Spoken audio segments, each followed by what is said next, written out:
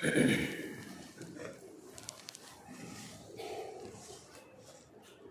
الحمد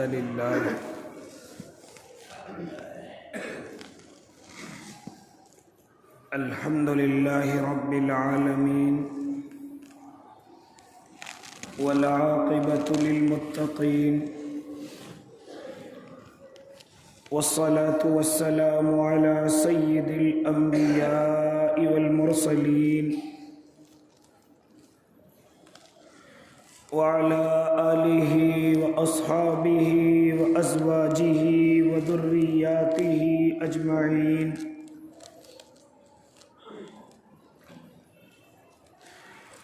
أما بعد فأعوذ بالله من الشيطان الرجيم. بسم الله الرحمن الرحيم.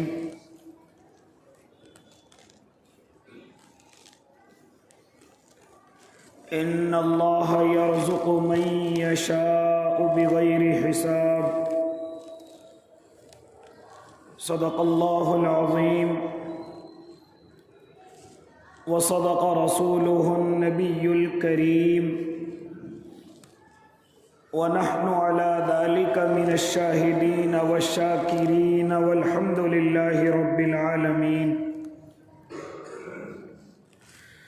واجب الاحترام ساتھیوں، بزرگوں، نوجوانوں اور معصوم بچوں،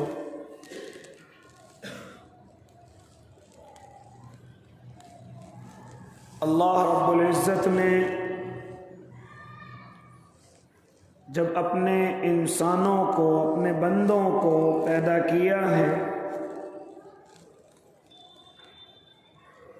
تو ان کی تمام ضروریات کی ذمہ داری بھی میرے اللہ نے اپنے ذمے رکھی ہے.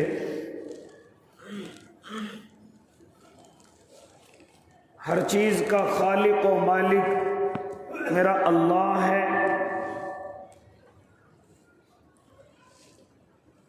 اسی طریقے سے خاص طور سے میرے اللہ نے روزی کا انتظام بھی اپنے ہاتھ میں رکھا ہے.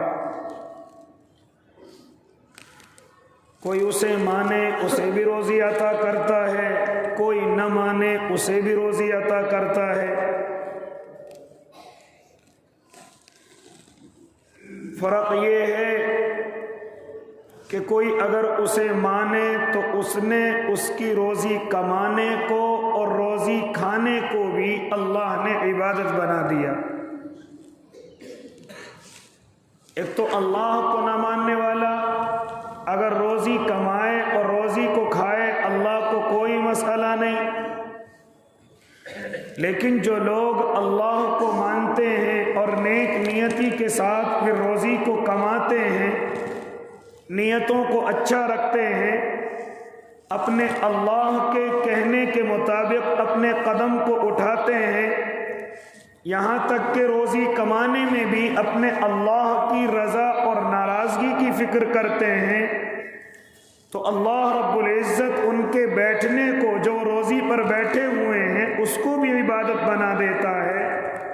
یہاں تک کہ جب وہ کل قیامت کے میدان میں اپنے اللہ کے سامنے جائیں گے تو اللہ رب العزت انہیں نبیوں اور صدیق اور شہیدوں کے برابر میں کھڑا کرے گا کہ وہ لوگ ہیں کہ انہوں نے روزی کو جس طرح میں نے کہا اس طرح کمایا، اپنی نیتوں کو ٹھیک رکھا، کبھی ناپ تول کے اندر کمی نہیں کی. تو کہنے کا مقصد یہ کہ جو اللہ کو مانتے ہیں میرے اللہ نے ان کی روزی کمانے کو بھی عبادت شمار فرمایا. تو اس لیے میرے بھائی، اللہ رب العزت ہر کسی کو روزی عطا کرتا ہے. ان اللہ یرزق من یشاء بغیر حساب. اللہ اپنے بندوں کو روزی عطا کرتا ہے جس کو چاہتا ہے، اور بغیر حساب کے روزی عطا کرتا ہے. لہذا جب ہمیں معلوم ہو گیا کہ یہ روزی دینا یہ نہ دینا یہ میرے اللہ کے ہاتھ میں ہے، تو کیوں نہ ہم ایسے عمل کریں کہ اپنے اللہ کو زیادہ راضی کریں. انسانوں کو، ٹھیکیداروں کو، ذمہ داروں کو ناراضی کرنے کی فکر کر کے سب سے زیادہ ہم اپنے اللہ کو راضی کرنے کی فکر کریں. کیونکہ روزی کا نظام میرے اللہ کے ہاتھ میں ہے، اور کس کو کتنی دینی یہ بھی اللہ کو معلوم ہے، کسی کو کتنا دینا ہے، زیادہ دینا ہے یا کم دینا ہے، یہ سب میرے اللہ نے اپنے ہاتھ کے اندر رکھا ہے۔ لہذا میرے بھائی اسی کے تعلق سے جب آج کے ہم اس دور میں اپنی روزی روٹی کے اعتبار سے پریشان ہیں، یا روزی کی برکتوں کے اعتبار سے کہ ہماری روزیوں میں برکتیں نہیں ہو رہی، ہم اس اعتبار سے پریشان ہیں، یا ہماری روزیاں ہمارے گھروں کے اندر مکمل نہیں ہو رہی، تو ہمیں غور کرنا چاہیے کہ کہیں روزی دینے والا ناراض تو نہیں ہے، کہیں روزی بانٹنے والا ناراض تو نہیں ہے۔ اگر وہ ناراض ہے تو چلو پھر وہ عمل کریں کہ جن سے وہ راضی ہوتا ہو، اور پھر روزیوں کے اندر بڑھوتری کرتا ہو، پھر روزیوں کے اندر برکتیں پیدا کرتا ہو۔ اسی کے تعلق سے آپ سے کئی جمعے سے گفتگو ہو رہی ہے، تو اسی کے تعلق سے آج بھی گفتگو کرنی ہے۔ ذرا آپ کو جہاں اتنے سارے اعمال بتائے ان میں سے کچھ چند اعمال باقی رہ گئے، اللہ مجھے بھی عمل کی توفیق دے دے، اللہ آپ کو بھی عمل کی توفیق دے دے۔ او اللہ کے نیک بندو، جہاں بہت سارے اعمال گنوائے گئے ان میں سے ایک عمل میرے اور آپ کے آقا اسی طریقے سے تمام کے تمام علماء ارشاد فرماتے ہیں کہ اگر تم یہ چاہو کہ تمہاری روزیوں میں برکتیں ہو جائیں، فرمایا میرے اور آپ کے آقا نے کہ تم ہمیشہ باوضو رہا کرو۔ ہمیشہ کیا رہا کرو؟ ہمیشہ باوضو رہا کرو۔ جو انسان جو اللہ کو ماننے والے ہمیشہ باوضو رہتے ہیں، جب بھی ان کا وضو ٹوٹ جائے وہ اس کو کرتے ہیں، اور ہر وقت باوضو رہتے ہیں، کبھی روزی کی تنگی سے پریشان نہیں ہو سکتے، کبھی روزی کے اندر ان کے کمی نہیں آ سکتی۔ لہذا ہم باوضو رہنا تو دور کی بات، ہماری تو نمازوں کی پابندیاں نہیں ہوتی، ہم تو نمازوں کی پابندیاں نہیں کرتے، لیکن کیا فرما رہے میرے اور آپ کے آقا کہ جس انسان کی عادت باوضو رہنے کی ہو وہ اس کی روزیوں کے اندر کمی نہیں آئے گی۔ لہذا آپ کاروبار سے کتنے ٹوٹے ہوئے ہوں، آپ کاروبار سے کتنے کمزور ہوں، آپ کے اوپر کتنا ہی قرض کیوں نہ ہو، آج سے اس نیکی کو اپنے پلے سے باندھ لیجئے کہ ہم ہمیشہ باوضو رہیں گے، ہم ہمیشہ وضو سے رہیں گے۔ لہذا میرے بھائی جب تک آپ باوضو رہنے کی اپنی عادت بنا لیں گے کبھی انشاءاللہ روزی سے پریشان نہیں رہیں گے۔ ہم اپنے گھروں میں ہیں تب بھی باوضو ہیں، مسجدوں کے اندر تو آتے ہی باوضو ہیں، نمازیں تو ہم پڑھتے ہی باوضو ہیں، قرآن کی تلاوت تو ہم کرتے ہی باوضو ہیں، لیکن اس کے علاوہ ہم اپنے گھروں کی زندگی بھی باوضو بنا لیں، ہم اپنی دکانوں کی زندگی بھی باوضو بنا لیں۔ جب ہمیں پتا ہے کہ ہماری یہ روزی پر بیٹھنا یہ بھی عبادت ہے تو کیوں نہ ہم اس عبادت پر باوضو ہو کر کے بیٹھیں، کیوں نہ ہم اس روزی کے ٹھیے پر باوضو ہو کر کے بیٹھیں۔ پھر میرے اور آپ کے آقا کا وعدہ ہے، اور لوگوں اگر تم باوضو رہو گے تو اللہ تمہاری روزیوں کے اندر بڑھوتری کر دے گا، روزیوں کے اندر اضافے کر دے گا۔ لہذا ہم نے اپنی آنکھوں سے دیکھا ہے کہ بہت سارے آدمی جب ہمارے سامنے آئے ہیں تو روزیوں کے معاملے میں کمزور ہیں اور قرضے کے معاملے میں دبے ہوئے ہیں، لیکن جب انہوں نے اس سنت پر عمل کیا اور ہمیشہ باوضو رہنے کی عادت ڈالی، آج اللہ نے ان کے قرضوں کو بھی مکمل کر دیا، آج اللہ نے ان کے گھروں کو بھی بنا دیا، آج اللہ نے ان کو تھوڑے بہت پیسوں کا بھی مالک بنا دیا۔ لہذا میرے بھائی جہاں ہم بہت ساری چیزوں کی بالکل یقین کے ساتھ سمجھتے ہیں کہ ہمارا قرض اس راستے سے اتر جائے گا، کیوں نہ ہم اپنے اللہ کے نبی کی باتوں پر بھی یقین کریں کہ میرے آقا نے فرمایا اگر تم باوضو رہو گے تو اللہ تمہاری روزی کی پریشانی کو ختم کر دے گا۔ اور خالی روزی کی پریشانی نہیں بلکہ فرماتے میرے اور آپ کے آقا یہ باوضو رہنا تمہارے لیے شیطان سے بھی ہتھیار ہے۔ لہذا اگر تم چاہو کہ ہم شیطان سے محفوظ رہیں، شیطان ہمارے دل کے اندر کوئی اس طرح کی باتیں نہ ڈالیں کہ جس کو کرنے سے ہمارا اللہ ناراض ہو جائے، شیطان اپنی حرکتوں پر عمل نہ کرائے، اپنے کہے ہوئے کاموں پر عمل نہ کرائے۔ اگر میں اور آپ چاہتے ہیں کہ شیطان ہم پر حاوی نہ ہو، شیطان ہم سے میرے آقا نے اگر تم شیطان کے خلاف ہتھیار لینا چاہتے ہو تو وہ کوئی اور نہیں، وہ آپ کا باوضو رہنا ہے۔ کبھی شیطان آپ پر حملہ نہیں کرے گا، کبھی حاسدین آپ کے خلاف کامیاب نہیں ہو سکتے، کبھی حسد کرنے والے آپ کے خلاف کامیاب نہیں ہو سکتے۔ یہ جو آج ہمارے اندر دلوں کے اندر وہم و گمان ہے، ہمارے کاروباروں کو بندھوا دیا ہے، ہمیں بندھوا دیا ہے، بیماریاں ہم میں نئی نئی لگ گئی ہیں، یہ ہم پریشانی کی طرف ہیں، اگر یہ چیزیں آپ کے اندر ہیں تو پھر آپ کو باوضو رہنے کی عادت ڈال لینی چاہیے۔ اگر آپ کے دعائیں بھی یاد نہیں رہتی، اگر آپ کو عمل کرنا بھی یاد نہیں رہتا اپنی حفاظت کے تعلق سے، تو پھر سب سے اچھا ہتھیار یہ ہے کہ ہم باوضو رہیں، تاکہ جتنے ہم سے خلاف ہیں وہ اپنی سازشوں میں کامیاب نہ ہو سکیں، یا ہمارے خلاف کچھ کرانا چاہتے ہیں وہ کبھی کامیاب نہیں ہو سکتے۔ ہاں، شیطان کے خلاف اگر کوئی مضبوط ہتھیار میرے آقا نے بتلایا تو وہ کوئی اور نہیں ہے، وہ باوضو رہنا ہے، وہ باوضو رہنا ہے۔ اسی کے ساتھ ساتھ فرمایا اگر تم یہ چاہو کہ اللہ تمہیں شہادت کی موت عطا کر دے اور میدان جہاد نظر نہیں آ رہے اور ہم چاہتے اللہ ہمیں شہادت کا درجہ عطا فرما دے، تو میرے آقا فرماتے ہیں ہمیشہ باوضو رہو۔ اگر وضو ہونے کی حالت میں انتقال ہو گیا اللہ شہادت کا درجہ نصیب فرمائے گا، اللہ شہادت کا درجہ عطا فرمائے گا۔ لہذا یہ وضو امت محمدیہ کے لیے ایک بڑا قیمتی تحفہ ہے۔ وضو اپنے اللہ کو قریب کرنے کے لیے، وضو شیطان کو دور کرنے کے لیے، وضو اپنے دل سے جو وسوسے آتے ہیں جن سے ہمیں لگتا ہے کہ ہمارا اللہ ناراض ہوتا ہے، اگر ہم چاہیں کہ وہ وسوسے ہمارے دلوں کے اندر نہ آئیں، جو ہمیں اللہ کے تعلق سے آتے ہیں، جو ہمیں دین کے تعلق سے آتے ہیں، نعوذ باللہ کبھی کبھی اپنے نبی کے تعلق سے بھی آتے ہیں، اور پوری شریعت کے تعلق سے جو ہمارے ذہنوں کے اندر غلط وسوسے آتے ہیں، اگر ہم یہ چاہیں کہ ہم ان وسوسوں سے محفوظ ہو جائیں تو اس کا بھی طریقہ فرمایا کہ ہمیشہ باوضو رہو۔ ان وسوسوں سے بھی اللہ تمہاری حفاظت کرے گا۔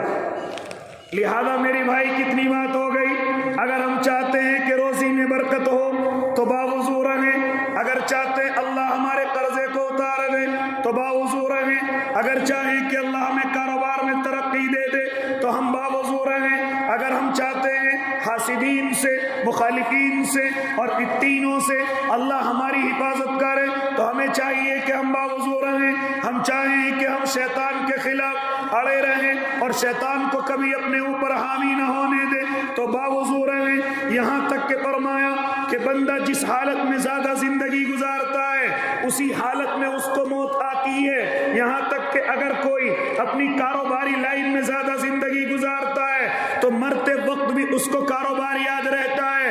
اسی طریقے سے آپ نے دیکھا ہوگا اگر کوئی اللہ کا نیک بندہ اللہ کے کاموں میں لگا ہوا ہے، دین کے کاموں میں لگا ہوا ہے، ہم نے دیکھا کہ جن کاموں میں پوری زندگی لگا ہوا تھا موت کے وقت بھی اس کو وہی کام یاد رہتا ہے۔ علماء کے پاس جاؤ تو یہی معلوم کریں گے قرآن کتنا پڑھا، کتنا یاد ہوا، کتنا بھول گئے۔ دعوت کے ساتھیوں کے پاس جاؤ، جب ان کے مرنے کے وقت ان کے قریب پہنچو گے تو ان کی زبانوں پر یہی الفاظ ہوں گے، کتنی جماعتیں کہاں ہیں، کہاں بھیجنی ہے، کہاں سے اتارنی ہے۔ اسی طریقے سے آپ خانقاہ کے بزرگوں کے پاس جاؤ، وہ یہی بتائیں گے یہ ذکر کرنا ہے، وہ ذکر کرنا ہے، اس سے اللہ راضی ہوتا ہے، اس سے اللہ کی قربت بڑھتی ہے۔ تو جو آدمی پوری زندگی جس کام میں لگا رہتا ہے اللہ مرتے وقت بھی اس سے وہی کام زبان سے نکلواتا ہے۔ اس لیے فرمایا کما تعیشون تموتون، جس حالت میں زندگی گزارو گے اسی حالت میں تمہیں موت آئے گی، جس حالت میں تم نے زیادہ زندگی کو گزارا۔ اب یہ تمہارے اوپر ہے، اگر گناہوں کی زندگی گزارو گے تو مرتے وقت مشکل ہے کہ اللہ کا دین یاد آ جائے، اللہ کی شریعت یاد آ جائے، اللہ کا کلمہ یاد آ جائے۔ اگر پوری زندگی تجارت میں ایسی ہو کر کے گزاری ہے کہ تجارت ہمارے ذہن میں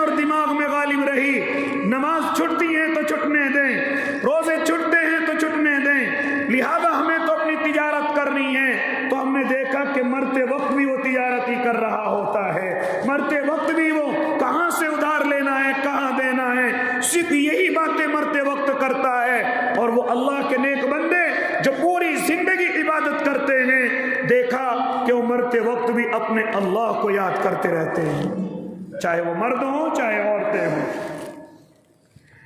اس لیے میرے بھائی، اگر یہ چاہیں کہ اللہ ہمیں اچھی موت عطا کر دے، ایسی موت دے دے کہ ہمیں شہادت کا درجہ مل جائے، تو فرمایا کہ باوضو رہو، وضو کے ساتھ زندگی گزارو، وضو کے بغیر اپنا ایک لمحہ بھی نہ گزارو۔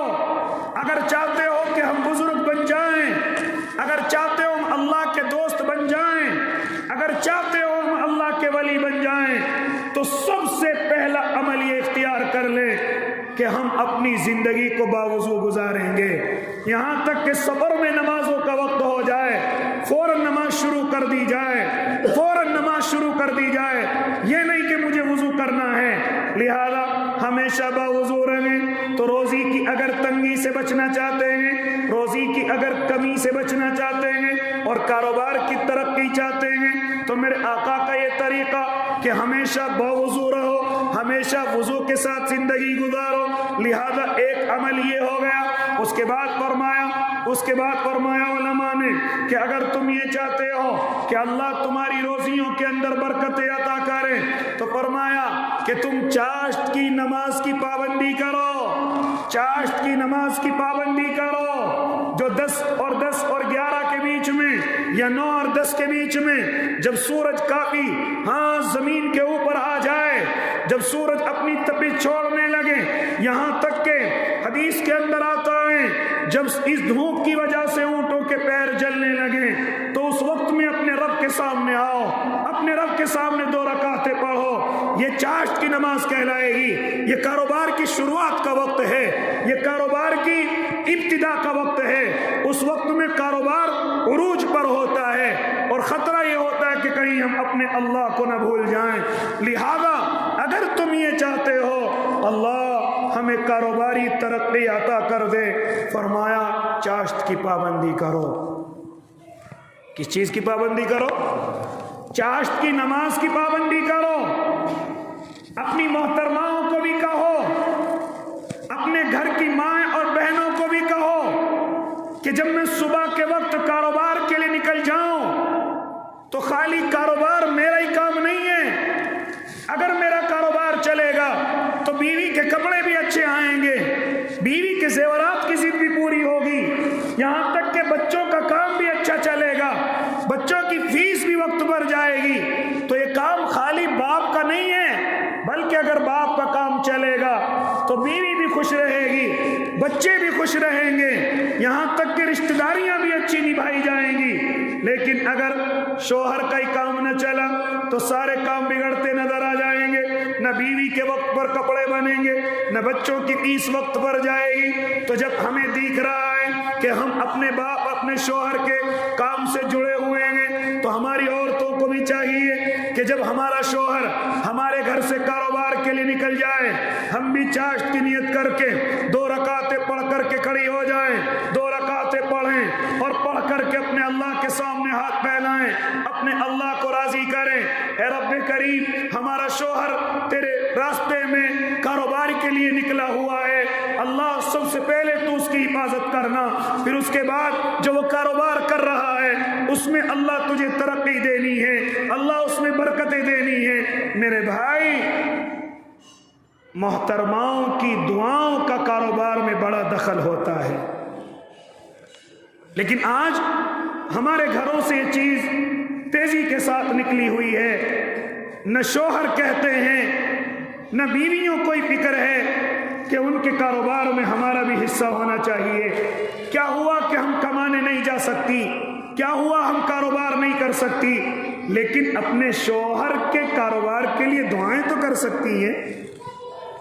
ہمارے گھروں کا حال الٹا ہوا پڑا ہے، جیسے شوہر گھر سے نکل کر کے جاتا ہے فوراً ٹی وی کو آن کر لیا جاتا ہے، یا گھر سے نکلنے کی بھی ضرورت نہیں ہے، شوہر کے سامنے شروع کر دیا جاتا ہے، یہاں تک کہ موبائلوں پر لگ جاتی ہیں۔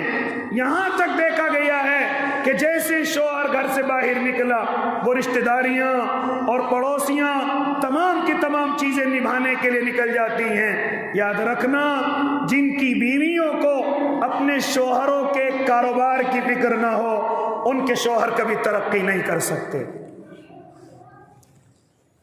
نیک بیوی کا ہونا کاروبار کے اندر بڑا دخل رکھتا ہے، یہاں تک کہ باپردہ عورت کا ہونا یہ بھی کاروبار کے اندر بڑا اچھا دخل رکھتا ہے۔ اس لیے او اللہ کے نیک بندو، ہمیں چاہیے کہ ہم اپنی محترماؤں کو سمجھائیں اور ان کو کہیں کہ جب میں صبح 9-10 بجے کاروبار کے لیے نکلوں، تم میرے لیے 2 رکعت پڑھ لیا کرو، تم میرے لیے 2 رکعت پڑھ کر کے ہاتھ اٹھا لیا کرو اور اللہ سے دعائیں مانگا کرو۔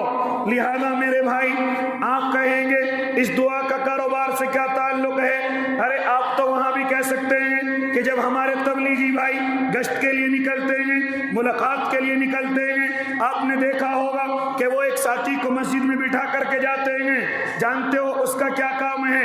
کہ تمہیں بیٹھ کر کے ہمارے لیے دعائیں کرنی ہیں۔ ہم جب راستوں کے اندر نکلیں اور ہم جب لوگوں سے ملیں تو ہماری باتوں کے اندر اللہ اثر دے دے، اللہ اس سننے والے کے دل کو بھی موم کر دے۔ جانتے ہو یہ کب ہوگا؟ جب یہ بیٹھا ہوا دعا اخلاص کے ساتھ کر رہا ہوگا، جب یہ اللہ کے سامنے رو رو کر کے اپنے اللہ سے دعا کر رہا ہوگا۔ اگر اس کی دعائیں کمزور ہو گئی تو ہمارے گشت کی محنت کمزور پڑ جائے گی، یہاں تک کہ ہماری باتوں کا اثر ختم ہو جائے گا۔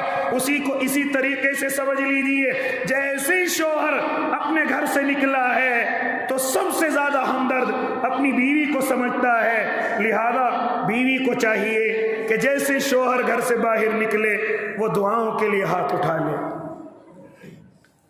تبھی تو کچھ ترقی کر کے آئے گا۔ اب ساری کی ساری ٹینشن صرف اور صرف شوہر اپنے سر پر لیے ہوئے ہے۔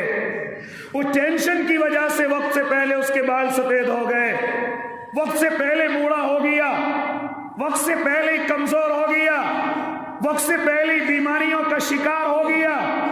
اگر گھر کے سارے لوگ برابر کی ٹینشن لے لیں، بیٹے اپنی ٹینشن لے اور بیوی صرف اتنی ٹینشن لے لے کہ مجھے صرف اپنے شوہر کے لیے دعائیں کرنی ہیں، مجھے اپنے شوہر کی کامیابی کی دعائیں کرنی ہیں، تو ان کا شوہر کبھی ناکام نہیں ہو سکتا، ان کا شوہر کبھی خالی ہاتھ گھر نہیں آ سکتا، ان کے شوہر کے کاروباروں میں کبھی بھی تنزلی نہیں آ سکتی۔ انشاءاللہ العظیم ہمیشہ ترقی رہے گی۔ اس لیے میرے بھائی، جب میں اور آپ اپنے کاروبار کے لیے نکلیں، مسجد راستے میں پڑتی ہے یا گھر آپ کا پاک صاف ستھرا ہے، تو پہلے آپ 2 رکعت چاشت کی نماز پڑھ لیں۔ کیا فرمایا میرے اور آپ کے آقا نے کہ جب کوئی بندہ کاروبار سے پہلے 2 رکعت چاشت کی پڑھتا ہے، اللہ پورے دن کے اس کے کام بناتا ہے، پورے دن اللہ اس کے کاروبار کو ترقی دیتا ہے۔ تو اسی طریقے سے یہ دوسرا عمل ہو گیا۔ اگر میں اور آپ چاہیں اللہ ہمارے کاروباروں کو ترقی دے دے، ہم چاشت کی نماز کی پابندی کریں، اگر ہم زیادہ بھی نہیں کر سکتے، صرف 2 رکعتیں پڑھیں، چھوٹی چھوٹی سورتیں پڑھ لیں 5 یا 7 منٹ میں۔ ارے ہم گاڑی کا بھی تو انتظار کرتے ہیں، رکشوں کا بھی تو انتظار کرتے ہیں، یہاں تک کہ ذرا سا وقت اگر اپنی موٹر سائیکل گاڑی ہے تو اس کو بھی تو صاف کرنے میں وقت لگا دیتے ہیں، یہاں تک کہ 5 منٹ ہم گاڑی کو اسٹارٹ کر کے بھی انتظار کرتے ہیں۔ کیا ہم یہ نہیں سوچ سکتے کہ ہم 2 رکعت پڑھ کے اپنے اللہ کو راضی کر لیں؟ 2 رکعت پڑھ کے اس رب کو راضی کر لیں جو ہمیں روزی دینے والا ہے۔ بڑے بڑے ٹھیکیداروں کو راضی کرنے کی کوشش کرتے ہیں، بڑے بڑے کمپنیوں کے مالکوں کو راضی کرنے کی کوشش کرتے ہیں، کبھی ان کے لیے کھانے کی چیزیں، کبھی ان کے لیے ہدیے کی چیزیں، کبھی ان کے سامنے ایسے عمل کرتے ہیں کہ ہمارا مالک ہم سے راضی ہو کر وقت پر اور زیادہ سیلری ہمیں دے دے۔ ہمیں یہ کیوں فکر نہیں ہوتی؟ روزی دینے والا یہ مالک نہیں ہے، روزی دینے والا وہ مالک ہے، کیوں نہ اس کو بھی راضی کر لیں، کیوں نہ اس کو بھی منا لیں۔ لیکن آج میری اور آپ کی یہ فکر ختم ہو چکی ہے، میری اور آپ کی یہ فکر نکل چکی ہے۔ تو لہذا میرے بھائی 2 عمل ہو گئے، پہلا عمل یہ کہ میں اور آپ چاشت کی پابندی کریں، اسی طریقے سے او اللہ کے نیک بندو باوضو رہنے کی کوشش کریں۔ جو باوضو رہیں گے روزی کی کمی نہیں آ سکتی، جو چاشت کی پابندی کریں گے ان کی روزی میں کمی نہیں آ سکتی۔ اسی طریقے سے تیسرا عمل بتلایا گیا کہ اگر تم چاہتے ہو کہ تمہاری روزیوں کے اندر کمی نہ ہو تو سورہ واقعہ کی پابندی کرو۔ مغرب کی نماز کے بعد سورہ واقعہ کی تلاوت کرو۔ فرمایا میرے اور آپ کے آقا نے کہ جس گھر کے اندر سورہ واقعہ کی تلاوت ہو جائے، جس رات میں جس گھر کے اندر سورہ واقعہ کی تلاوت ہو، اللہ انہیں فقر سے دور کر دے گا، اللہ انہیں مسکینی ان سے دور کر دے گا، غریبی ان سے دور کر دے گا۔ صرف سورہ واقعہ کی پابندی کی جائے، اور یہ ہم نے اللہ کے نبی کے صحابہ کی زندگی کے اندر بھی دیکھا ہے۔ جانتے ہو حضرت عبداللہ ابن مسعود رضی اللہ تعالیٰ عنہ ایک مرتبہ بیمار ہو گئے، حضرت عثمان غنی ان کی عیادت کے لیے پہنچے ہیں، ان کو دیکھنے کے لیے پہنچے ہیں۔ حضرت عثمان بیمار کو دیکھنے کے لیے گئے ہیں، حضرت عبداللہ ابن مسعود بیمار ہیں، چارپائی پر پڑے ہوئے ہیں۔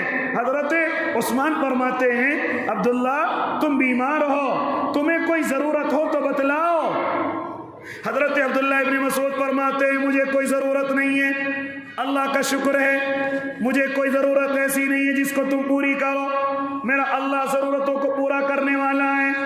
چنانچہ پھر حضرت عبداللہ ابن مسعود کو کہا گیا اے عبداللہ ہدیہ لے لیجئے۔ کیوں لے لوں؟ ارے مجھے ضرورت نہیں ہے، میں دنیا سے رخصت ہو رہا ہوں، مجھے تمہارے مال کی ضرورت نہیں ہے۔ حضرت عثمان غنی فرماتے ہیں عبداللہ لے لیجئے، تمہارے بیٹیاں زیادہ ہیں، بیٹیوں کی کفالت بھی ہوگی، بیٹیوں کی ذمہ داری بھی نبھائی جائے گی، بیٹی اپنی زندگی کو گزاریں گی۔ چنانچہ مجھ جیسا اور آپ جیسا کوئی ہوتا تو فوراً پکڑ لیتا، لیکن اللہ پر یقین دیکھیے، اپنے اللہ پر مضبوط دیکھیے یقین۔ کیا فرماتے ہیں حضرت عبداللہ مجھے بیٹیوں کی کوئی پرواہ نہیں ہے، میں نے اپنی بیٹیوں کو سورہ واقعہ سکھا رکھی ہے اور میری بیٹیاں سورہ واقعہ پڑھتی ہیں، مجھے اپنے اللہ پر پورا بھروسہ ہے کہ میری بیٹیاں میرے بعد بھی بھوکے اور پیاسی نہیں رہیں گی۔ لہذا اللہ کے نیک بندو، جہاں ہم دنیا کے لوگوں کو خوش کرنے میں لگے ہوئے ہیں، دنیا کے لوگوں کو راضی کرنے میں لگے ہوئے ہیں، آؤ اپنے اللہ کو راضی کرنے والے اعمال کریں، آؤ اپنے اللہ کو راضی کریں۔ صرف 2-3 صفحے کی یہ صورت ہے، کیوں نہ ہم جب بیمار ہو جائیں دوائی کا انتظام کرتے ہیں، وقت پر کھاتے ہیں، اگر ذرا سا بھی وقت آگے پیچھے ہو جائے تو ہمارا یقین یہ ہو جاتا ہے کہ اب مجھے آرام نہیں ملے گا، تو کیوں نہ ہم اپنے اللہ کی باتوں پر عمل کریں، کیونکہ روزی سب کو دینے والا وہی ہے، اور اس نے فرما رکھا ہے ہم جس کو چاہتے ہیں بغیر حساب کے روزی عطا کرتے ہیں، بغیر حساب کے روزیاں دیتے ہیں۔ تو جب ہمیں یہ یقین ہے کہ اللہ ہی ہے روزی دینے والا، تو کیوں نہ اپنے اللہ کو راضی کرنے کے لیے ذرا سا وقت نکالیں، اپنے اللہ کو راضی کرنے کے لیے تھوڑا سا وقت نکالیں۔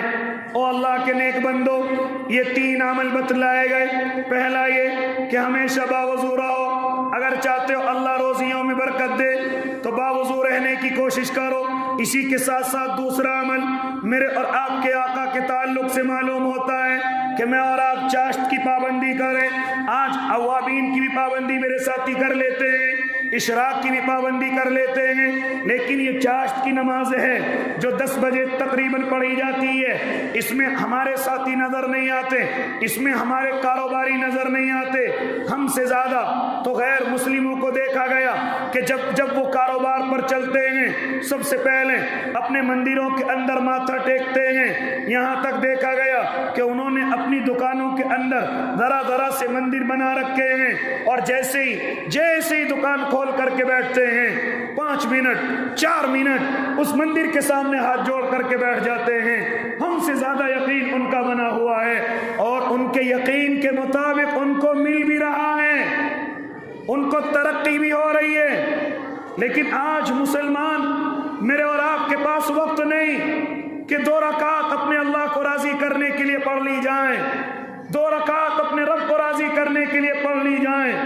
صرف بھاگم بھاگ ہو رہی ہے، صرف میرے اور آپ کے بھائیوں، مجھے اور آپ کو وقت بالکل نہیں مل رہا ہے، یہاں تک کہ کام بھی اتنا نہیں ہے اور وقت بھی میرے اور آپ کے پاس ذرا سا 2 نفل چاشت کی نیت سے پڑھنے کا بھی وقت نہیں ہے۔ اور مائیں بہنوں کے تو کیا کہنے، انہیں تو فرصت ہی نہیں، جن کے چھوٹے چھوٹے بچے ہیں انہیں تو بالکل فرصت نہیں، یہاں تک کہ سارے کام ہماری مائیں بہنوں کے وقت پر ہو جاتے ہیں، لیکن 2 رکعت اس نیت سے نہیں پڑھتی کہ میرے شوہر کا کاروبار چل جائے، میرے شوہر کو ترقی ہو جائے۔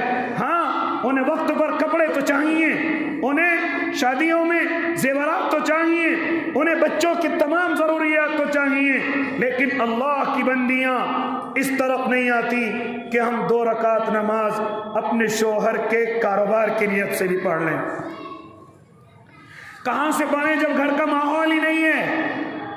میں اور آپ بھی تو نہیں پڑھتے، اسی طرح اٹھتے ہی اتنی دیر سے ہیں کہ ہمیں کاروبار پر پہنچنے کے لیے خود گھر پر لیٹ ہو جاتے ہیں، اس لیے کہاں سے موقع ملے؟ بڑا آسان ہے میرے بھائی، بڑا آسان ہے۔ صبح کو کاروبار کے لیے غسل کرتے ہو، نہاتے ہو، وضو کے فرض ادا کر کے، غسل کے فرض ادا کر کے آپ نہاتے ہو، اپنے بدن کو صاف کرتے ہو، جب کپڑے پہن لو تبھی مصلی بچھاؤ، مسجد میں آنے کی بھی ضرورت نہیں ہے، اپنے گھر میں مصلی بچھاؤ اور 2 رکعت پڑھ کر کے اپنے اللہ کی طرف چلو، اپنے اللہ کے فضل کی طرف چلو۔